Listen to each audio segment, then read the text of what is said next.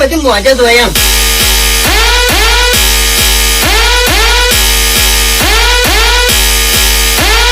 આટલું આયોજન જેવું તેવું ના હોય એમ. હાથું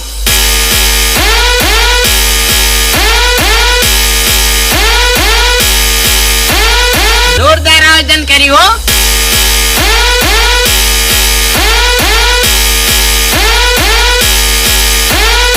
हम तुम्हारे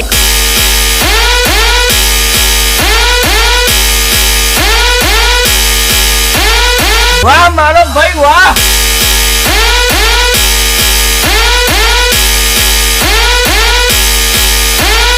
जबरू भाषण કર્યું હો તમે.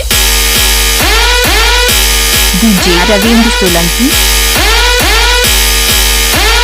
કે પર્સનલી દુશ્મની મારાથી ના બોલતો.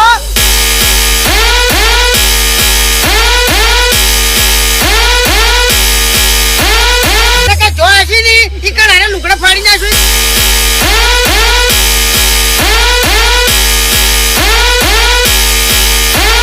તમારી શકલ જોઈ તો પેલા છોકરાએ બધા નાઈ ગયા.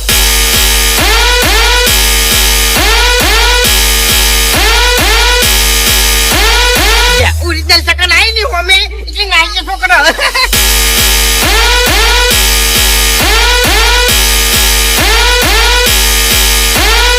આ બંકા આગળ તો ભલભલા હાથ જોડી લ્યા.